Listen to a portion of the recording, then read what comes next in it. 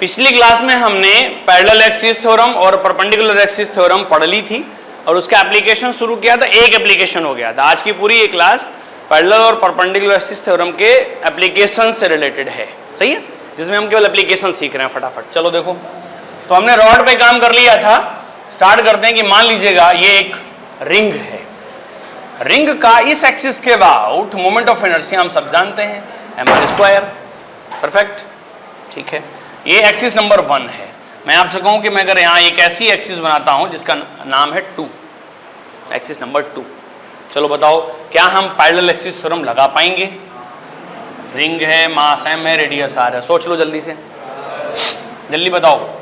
लग जाएगी। तो I2 is equal to I1 plus mr²। कैसे? ये तो 1 एक्सिस हो गई और इसके बीच की जो डिस्टेंस है वो कितनी हो गई? r।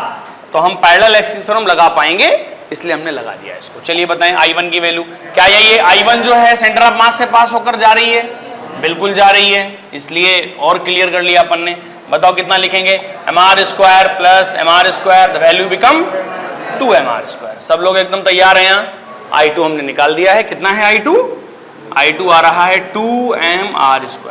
चलो एक ऐसी एक्सिस हम बनाते हैं। अभी तक की क्लासेस में क्या हमने रिंग का मोमेंट ऑफ इनर्शिया इस एक्सिस के अबाउट बताया है? ये एक डायमीटर है, रिंग को इस तरह घुमाना अलग बात है और डायमेट्रिकली रोटेट कराना अलग बात है। तो अभी तक तो हमने इसको नहीं बताया है। इस एक्सिस का नाम मैं दे रहा हूं 3rd, सही है। चलो इसको सीखते हैं। बहुत लोगों को पता होगी, लेकिन मैं जो सीक्वेंस सिखाना चाह रहा हूं, जो कॉन्सेप्ट सिखा रहा हूं, वो जरा सीखें एक बार। ये आपकी रिंग है, ये एक्सिस नंबर 1 है, ये एक एक्सिस है जिसके अबाउट हमें निकालना है, इसको y नाम दे दीजिए आप। और ये इस एक्सिस को एक और एक्सिस आप ड्रॉ कर लीजिए जिसको नाम आप x एक्सिस दे दीजिएगा और इस 1 को आप z बोल दीजिएगा। अब अगर ये रिंग है तो जरा समझिए मैंने क्या किया है। एक रिंग है, मैंने एक y एक्सिस के अबाउट हमें एक तरह से क्या निकालना था? मोमेंट ऑफ इनर्शिया निकालना था। मैंने x एक्सिस और ड्रॉ कर दी, ये y एक्सिस है और एक z एक्सिस हो गई। क्या z एक्सिस के अबाउट हमें आंसर पता है? पता है। तो खास बात यह है कि z एक्सिस के अबाउट पता है। एक बात और पता है कि IY और IX सेम है। दोनों नहीं पता है, लेकिन दोनों सेम है, ये खास बात है। चलिए इसको भी लिख ही देता हूं मैं। अब क्या मैं यहां परपेंडिकुलर एक्सिस थ्योरम लगा पाऊंगा? लगाने से पहले तुरंत तुम क्या सोचोगे कि वो बॉडी 2D है कि नहीं? बिल्कुल है। जल्दी से बताओ। IZ is equal to IX plus IY। IZ की वैल्यू बताओ mr², और यहां बताओ IX और IY सेम है। तो जब IX और IY सेम है तो इस इंफॉर्मेशन को हम यूज में लेंगे और क्या करने वाले हैं? जहां IX लिखा हुआ है वहां हम IY लिखने वाले हैं। बताएं जल्दी से, ये कितना आ जाएगा? 2 of IY, this is the value of mr²। so IY is equal to mr²/2, and जो IY है वही IX है, और जो अभी आपके सामने लिखा हुआ है वही I3 है। बताओ क्या आंसर आया? I3 is equal to mr²/2। मतलब जो 1 एक्सिस के अबाउट मोमेंट ऑफ इनर्शिया हमें पता हुआ करता था इस तरीके से, उसका क्या हो गया? ये जस्ट हाफ हो गया है। क्यों भाई? जस्ट हाफ हो गया है। ये सेंटर ऑफ मास भी है। चलो जी, ठीक है, जस्ट हाफ हो गया है। एक एक्सिस में और ड्रॉ कर रहा हूं, 4 नंबर एक्सिस। बताएंगे आप कि I4 कितना होगा? कैसे निकालेंगे? क्या 4 और 3 एक्सिस के बीच, 3 और 4 एक्सिस के बीच क्या पैरेलल एक्सिस थ्योरम लगा सकते हैं? बिल्कुल लगा सकते हैं। बताओ कैसे लगाएंगे आप? I4 is equal to I3 plus इनके बीच की ये डिस्टेंस कोई बताए? R, mr²। क्यों लगा पा रहे हैं? क्योंकि ये वाली एक्सिस भी सेंटर ऑफ मास से पास हो रही है। I4 नहीं पता है, I3 पता चल गया है। mr²/2 plus mr², 3mr²/2। This is the value of I4। चलिए भाई I4 रख देते हैं। कितना है? 3/2 mr²। अच्छा, एक एक्सिस में और बना रहा हूं। चलो 5 नंबर एक्सिस, चलो बताओ। ये किसके जैसा है? ये 5 नंबर एक्सिस है, ये डायमेट्रिक एक्सिस है, डायमीटर है, तो ये डायमीटर और 3 डायमीटर एक ही जैसे तो हैं, क्या फर्क पड़ता है बताएं जरा। I5 की वैल्यू I3 जैसा होगा और कितना आएगा ये mr²/2 आएगी। क्लियर? अच्छा, एक एक्सिस में और बनाना चाह रहा हूं, 6 नंबर एक्सिस। कई बार वो इस तरह दे देता है 60 डिग्री एंगल, स्टूडेंट परेशान हो जाता है, तो उस तरह एंगल दे रहा है तो चलो I का कंपोनेंट कर देते हैं वगैरह वगैरह, है ना। चलो आंसर बताओ। I6 ये किसके जैसा होगा? I5 और किसके जैसा? I3 और वैल्यू कितनी? mr²/2। परफेक्ट। एक एक्सिस में और बनाने जा रहा हूं, देखो ये एक्सिस देख रहे हो, ये इसका पूरा नाम कैसे बताएंगे इस एक्सिस का अगर सही से डिफाइन करें? Moment of inertia of a ring about an axis passing through its point on the circumference, passing through the point present on the circumference and parallel to the plane of the ring, या एक और नाम है कि the axis which is tangent but also parallel to the ring, क्योंकि ring के tangent से पास होने वाली तो बहुत एक्सिस हो सकती हैं, ऐसे भी और ऐसे भी बहुत सारी एक्सिस हो जाएंगी, लेकिन पैरेलल करोगे तो फिर यहीं पहुंच जाओगे आप। सही है? चलो, क्योंकि ये जो 2 नंबर एक्सिस है बताना वो कौन है? वो भी तो सर्कमफ्रेंस पॉइंट से पास होके जा रही है और ऐसे पास होके जा रही है सर्कमफ्रेंस पॉइंट से, वो भी टेंजेंट है। एक रिंग है, अगर मान लो ऐसे रिंग है ये, तो उसमें आप ऐसे पास होके जाते हो या यूं पास होके जाते हो, उससे क्या फर्क पड़ता है? तो दोनों टेंजेंट है ना। लेकिन ये वाला टेंजेंट कैसा है? परपेंडिकुलर टू द प्लेन है, और वो वाला पैरेलल टू द प्लेन है। जल्दी बताओ वैल्यू क्या आएगी? 7 नंबर किसके जैसा? I4 जैसा। वैल्यू बताओ? 3/2 mr²। परफेक्ट है, ठीक है। एक और एक्सिस बनाने जा रहा हूं मैं,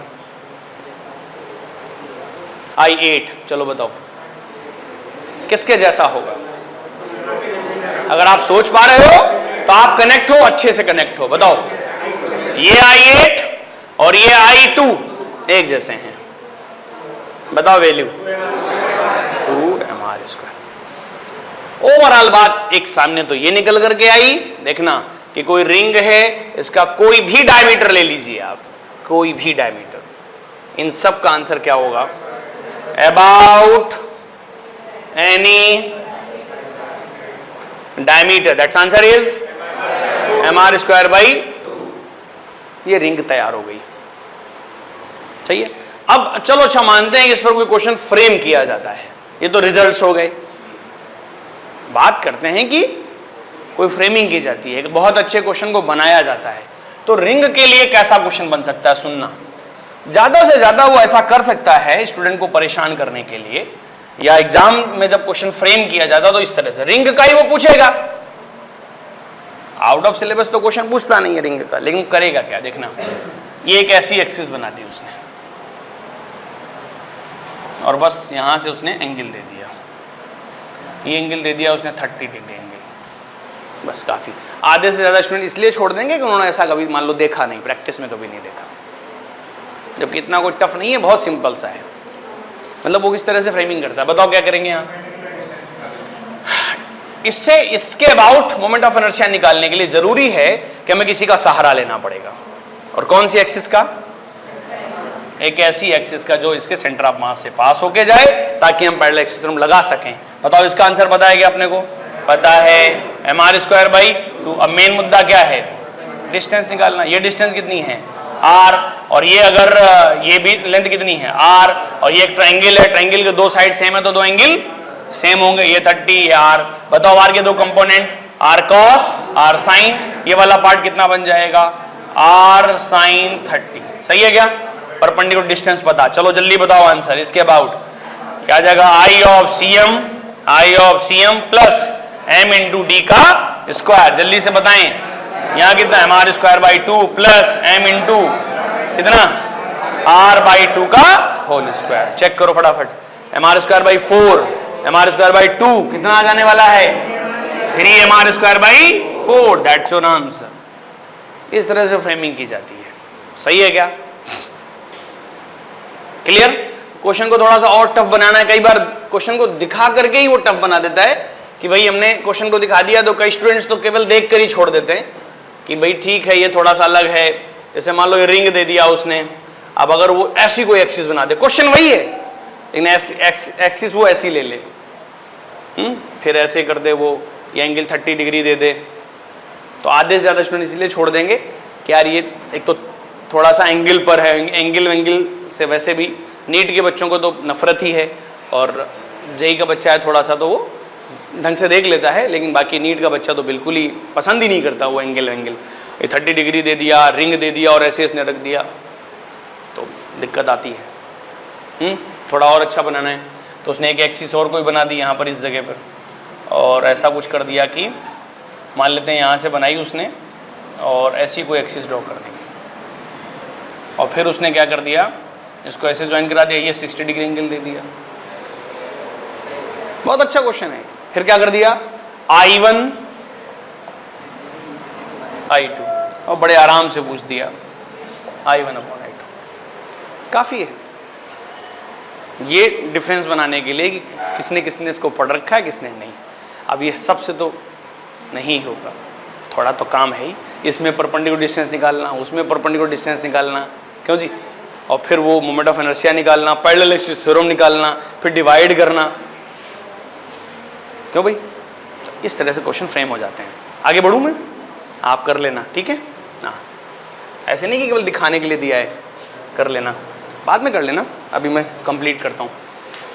ये अभी तक हम रिंग पर काम कर रहे थे, रिंग हटा करके हमने इसे क्या कह दिया, डिस्क कह दिया।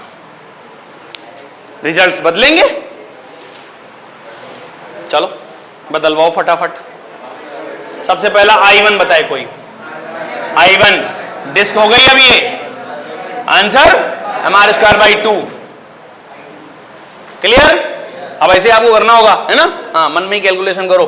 चलो I2 बताओ, I2 ये mr²/2 plus mr², parallel axis theorem कितना 3/2 mr²। सही है? चलो I3 बताए कोई।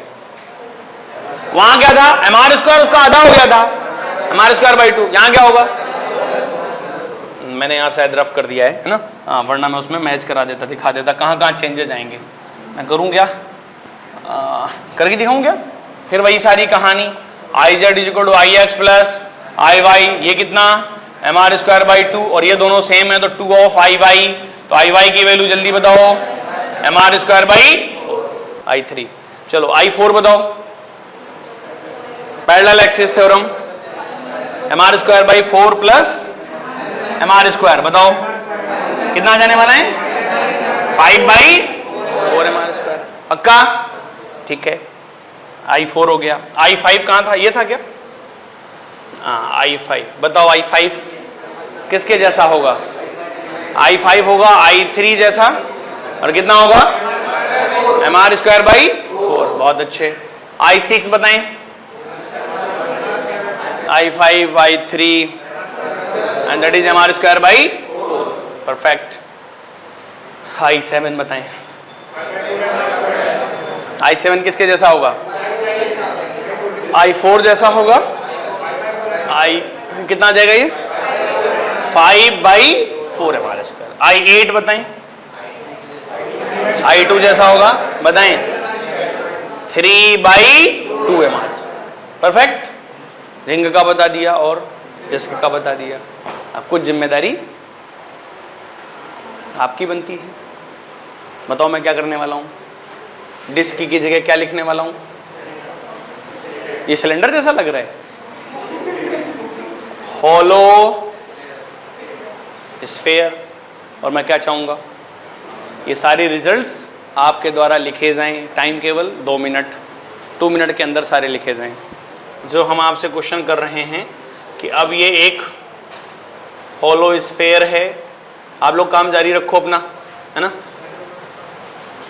ये नंबर 1 एक्सिस है, उसके बाद एक ये 2 नंबर एक्सिस है,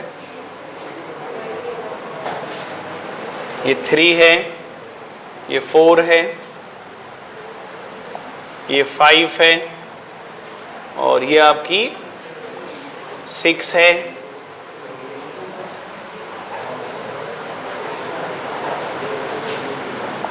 ये 7 है, ये 8 है, और ये एक होलो स्फीयर है, मास m है, रेडियस r है, और आपको ये 8 रिजल्ट्स लिखने हैं। देखते हैं कितने लोग सही लिख पाते हैं, है ना? लिख दिया? कुछ ज़्यादा फास्ट नहीं हो गया? चलो चेक कर लेते हैं। आपका लिख दिया? आपने भी लिख दिया? बहुत अच्छे, क्या बात है।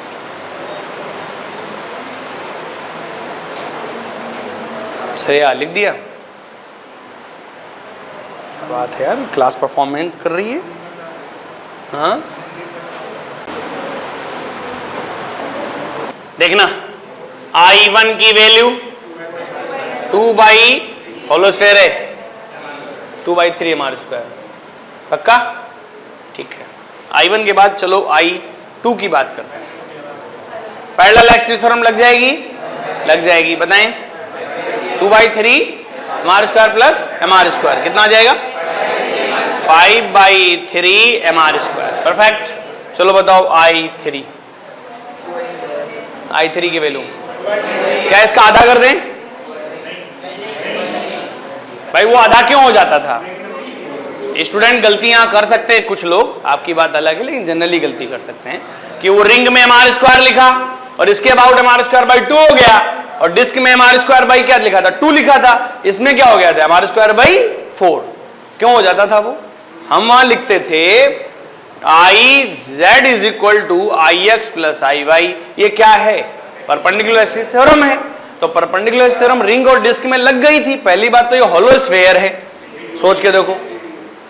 तो पहली बात तो इसमें 3D फिगर है, IZ is equal to IX plus IY लगा नहीं सकते। तो एक बात तो ये कि लगा ही नहीं सकते, एक बात तो ये कि हम उसका एप्लीकेशन ले नहीं सकते कि उसमें IX IY, ये बात सही है, IX IY सेम होंगे, 2IY हो जाएगा, IZ हमें जो है पता है, लेकिन ये लगा ही नहीं सकते इक्वेशन, क्योंकि बॉडी क्या है? 3D है। अब है कि निकालें कैसे?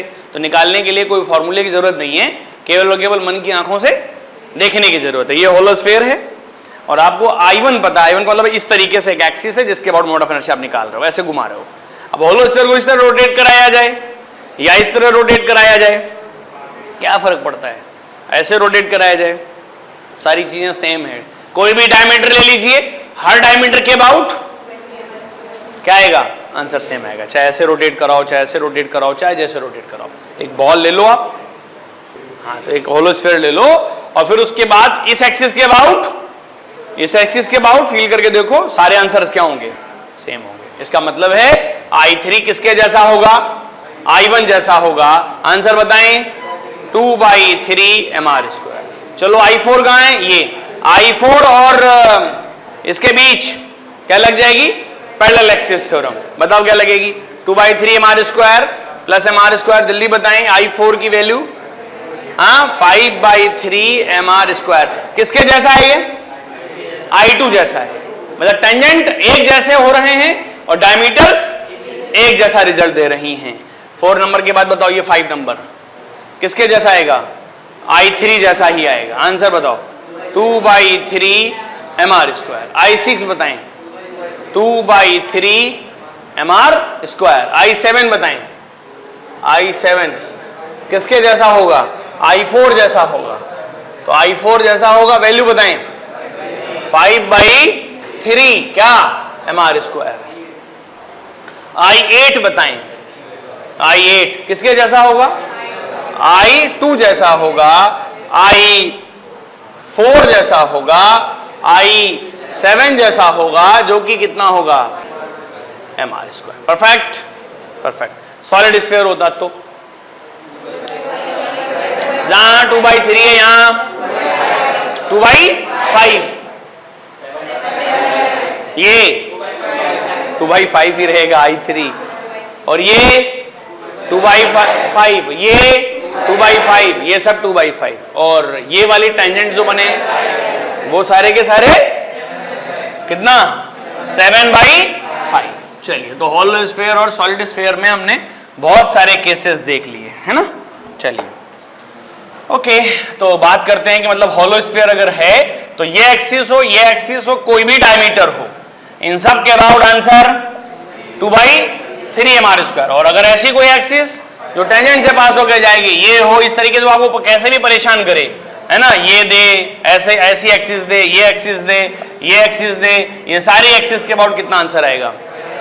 हाँ, अरे मैं हॉलो स्फीयर की बात कर रहा हूं, तो 5/3, परफेक्ट। और जब सॉलिड होगा तो 2/5 और बाकी क्या 7/5। ठीक है, आपको हॉलो स्फीयर और सॉलिड स्फीयर में खेलना आ गया है। ठीक है, अब एक क्वेश्चन तो बनता है आपके लिए, लिखो, देखते हैं कितने लोग सही करते हैं। अच्छा क्वेश्चन है जी, है ना। देखो, ये एक आपस में बात नहीं करेंगे, है ना, अपना अपना करेंगे। ये एक्सिस नंबर 1 है, ये एक्सिस नंबर 2 है, एक्सिस नंबर 3 है और एक्सिस नंबर 4 है। और कौन है ये पता है? Square plate, square plate, mass m, side a,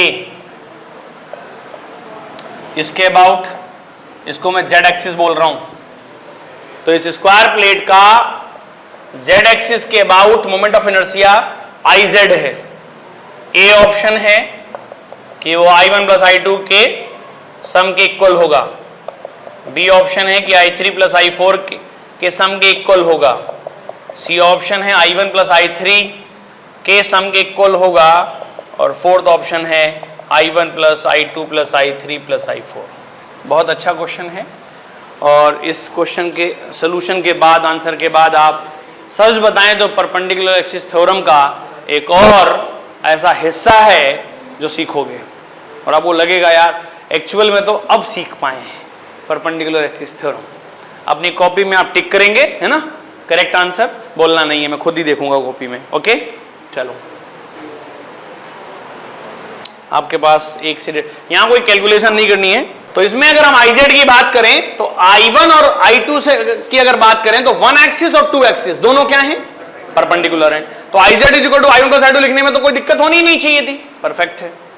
अब बात सुनो जरा, आप थर्ड और फोर्थ एक्सिस स्क्वायर प्लेट में जो डायगोनल्स होते हैं वो 90 डिग्री एंगल बनाते हैं, तो दोनों ये क्या हैं? परपेंडिकुलर। ये परपेंडिकुलर, Z एक्सिस उसके परपेंडिकुलर, दो एक्सिस प्लेन में, प्रॉब्लम कहीं है ही नहीं, तो सेकंड नंबर भी क्या होना चाहिए? करेक्ट। अब बात करें फर्स्ट और थर्ड की, ये दोनों आपस में परपेंडिकुलर नहीं है। परपेंडिकुलर एक्सिस थ्योरम के लिए कम से कम तीनों एक्सिस का म्यूचुअली परपेंडिकुलर होना भी जरूरी है। अब आपसे मैं कहूं अगर कि ये तीन एक्सिस हैं, ये और ये और ये, 1 2 3, ये 30 डिग्री है, ये 50 डिग्री एंगल है, तो आप लिख दोगे यहां पर I3 = I2 प्लस I1। हाँ, आपसे मैं कहूं ये Z एक्सिस है, नाम दे दूं, क्या दिक्कत आ रही है? मान लो अपनी मर्जी से, जबरदस्ती कर ही रहे हो तो कर दो, इसके बाद IZ = IX प्लस IY कर दोगे। तो फिर थर्ड ऑप्शन कितने लोगों ने किया है? बताओ, अभी भी थर्ड ऑप्शन है? अब वापस बदल रहे हो?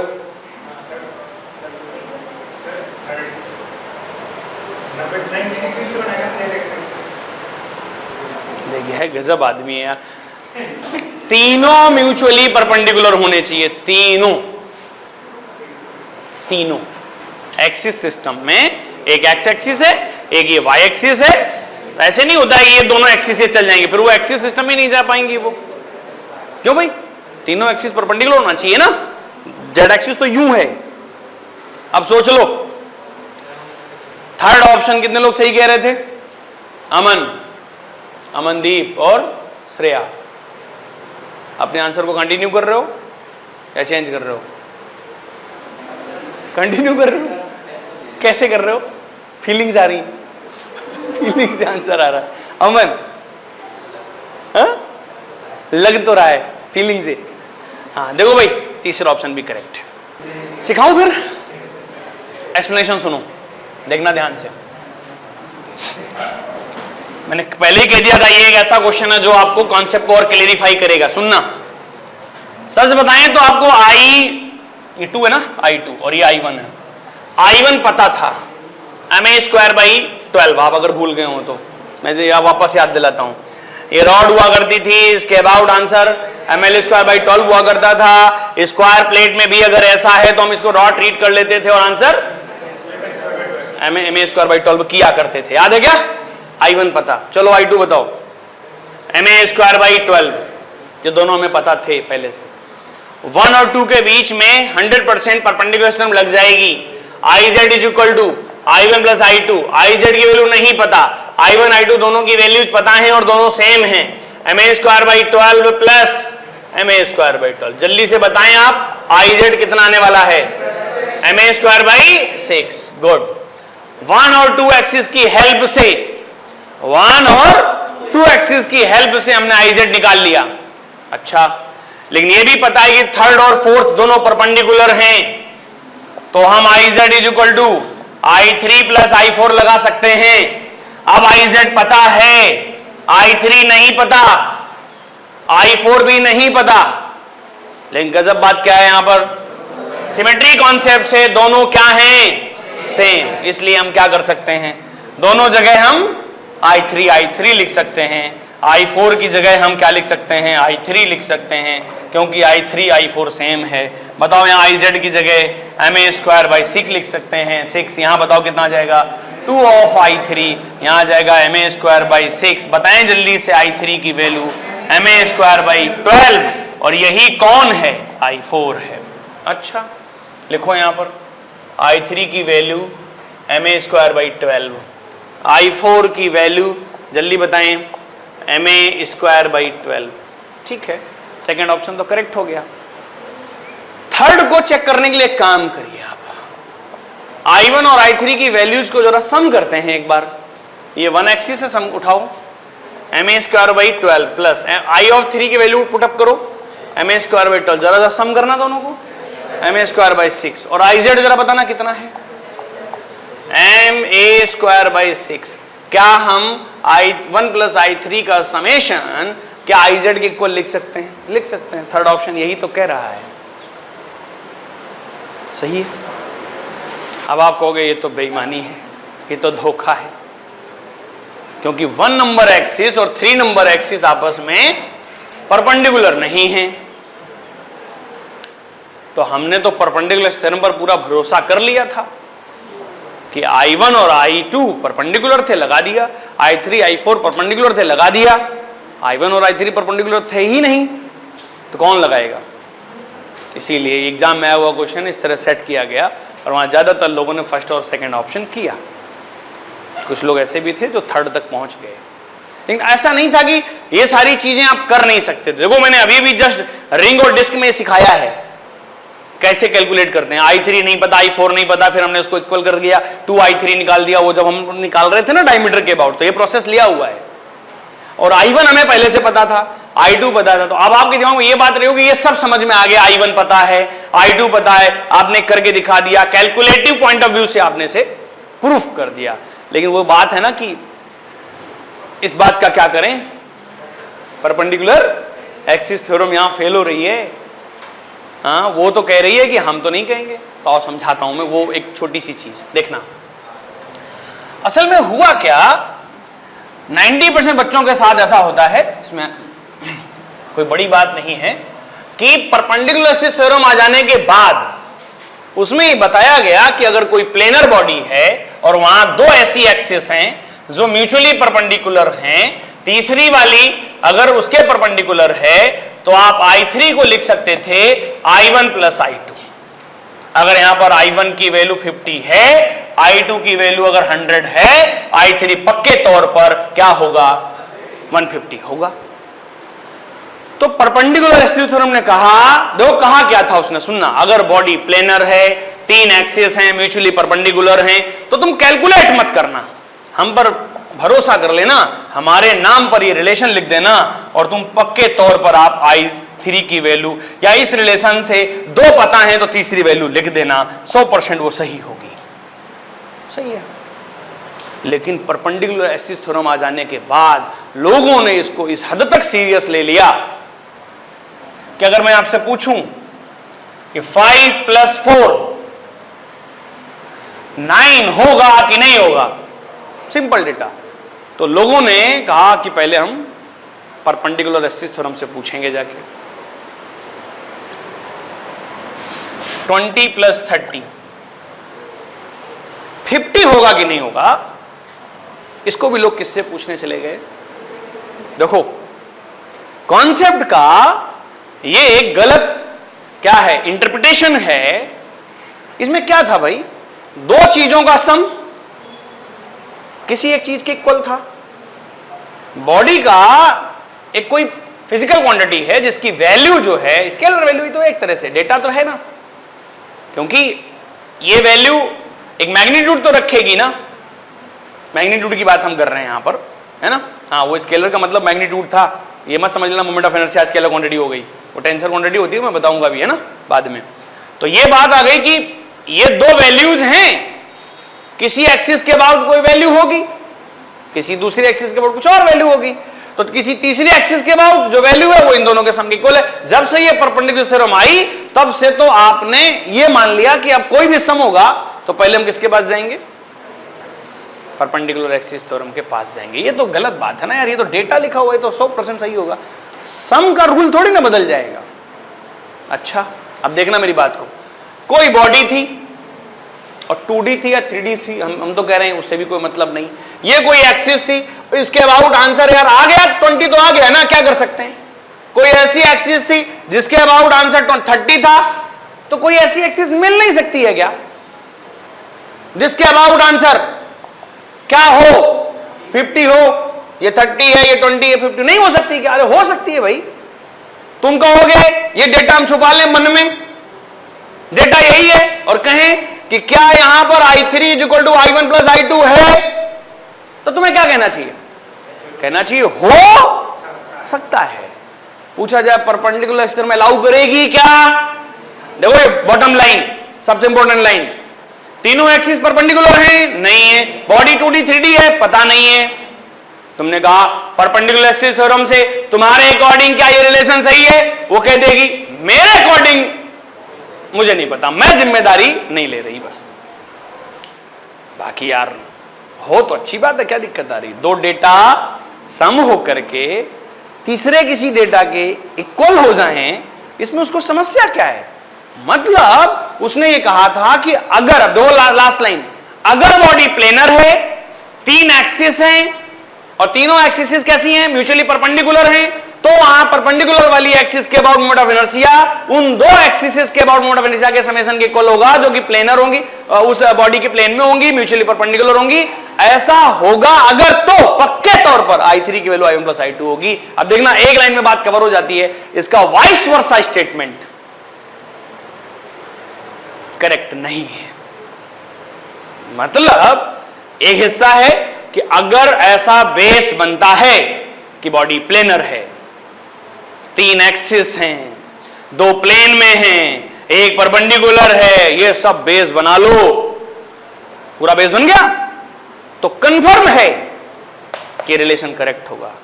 अब आ जाओ उल्टा, एक जगह लिखा था IZ = IX + IY, ये लिखा था, दिस इज ट्रू। नीचे पहला ऑप्शन है all axis must be perpendicular, must be perpendicular. आप क्या कहोगे? कोई भरोसा नहीं। बॉडी मस्ट बी प्लेनर, कोई भरोसा नहीं है। हाँ, two axis must be plane of the body, कोई भरोसा नहीं है। मतलब वो जो बेस है वो अगर है तो ये इक्वेशन करेक्ट है, और इक्वेशन करेक्ट है तो जरूरी नहीं है कि वो पूरा जो बेस पे बता रहा हूं मैं उनमें से कोई एक लाइन या सारी की सारी सही हो। ये है इसकी डेप्थ कि परपेंडिकुलर थ्योरम ये कहती है कि बॉडी अगर, क्लियर हो गया होगा, बॉडी अगर क्या है? प्लेनर है, दो एक्सिस उसके प्लेन में है, तीसरी परपेंडिकुलर है, तो तीसरी एक्सिस के अबाउट जो मोमेंट ऑफ इनर्शिया की वैल्यू आएगी वो उन दो एक्सिस के अबाउट मोमेंट ऑफ इनर्शिया के समेशन के इक्वल होगी। लेकिन अगर ये इक्वेशन कहीं गिवन है, कितना बढ़िया क्वेश्चन फ्रेम कर सकता है वो, सोचो आप। कॉन्सेप्चुअली बिल्कुल गलत होने के चांस हैं। एक स्टूडेंट की क्या गलती अगर उससे ये कह दिया जाए कि I Z is equal to I X plus I Y, और फर्स्ट ऑप्शन क्या है, this is must be perpendicular. अब स्टूडेंट तो गलती कर देगा ना, क्यों भाई, बॉडी मस्ट बी प्लेनर, सही है ना, गलतियां हो जाएंगी यहां। ये क्वेश्चन इसलिए जरूरी था। क्लियर हुआ? तो आंसर मैंने क्लियर कर दिया, उसका एक्सप्लेनेशन क्लियर कर दिया, कैसे सही है। ठीक है, आगे बढ़ते हैं। ये अच्छी खासी डेप्थ थी परपेंडिकुलर एक्सिस थ्योरम की। ओके, एक अच्छा खासा एप्लीकेशन था ये। आगे बढ़ते हैं, एक क्वेश्चन और देता हूं मैं, 1-2 मिनट का ही है, कर दोगे आप, मुझे भरोसा है।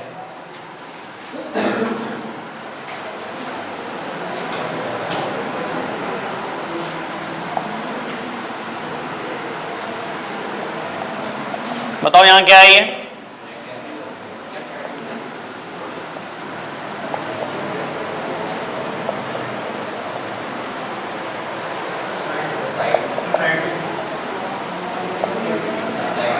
क्या? वैसे साइड वाइड की जरूरत नहीं पड़ेगी, नहीं, चलो।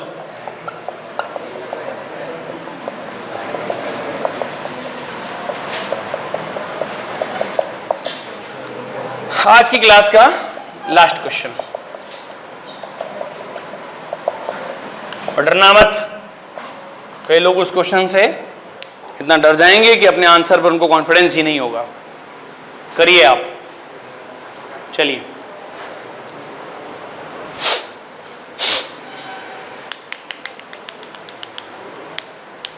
हो गया? बताओ भाई,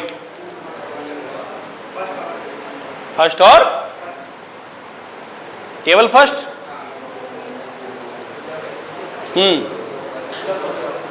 फर्स्ट और सेकंड दोनों?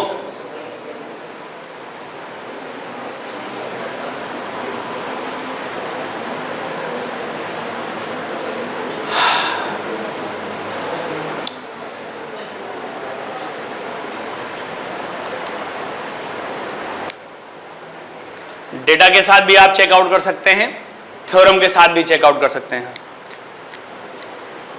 जल्दी जल्दी जल्दी, बस 2 मिनट हैं आपके पास। देखिए, जनरली ऐसा होता है, उस क्वेश्चन के बाद स्टूडेंट की लाइन ऑफ लेंथ बिगड़ जाती है, उसका moment of perpendicular axis theorem के ऊपर से भरोसा उठ जाता है ना, उसको लगता है यार ये गड़बड़ हो गया सारा, है ना। चलो, पहले इसको पूछा जाता है ना, पहले तो बच्चे को पता भी नहीं होता और उसका आंसर सही निकल जाता। Only first is correct. लेकिन उसके बाद जब पूछा जाता है तो लाइन ऑफ लेंथ बिगड़ती है। Only first option is correct. पहली बात तो थर्ड और फोर्थ क्या नहीं है, परपेंडिकुलर नहीं है। पहली बात, रेक्टेंगुलर में डायगोनल्स परपेंडिकुलर नहीं होते हैं, स्क्वायर प्लेट में होते हैं। और उसके बाद आप इन सब का डेटा भी हमने आपको बता रखा है, वो वाला केस बता रखा है, एसी वाला, ये वाला, इसका मास m1 ले लो, इसका मास m2 ले लो, दूसरे वाले पार्ट का लिखो, दोनों को सम अप करो, निकल आएगा।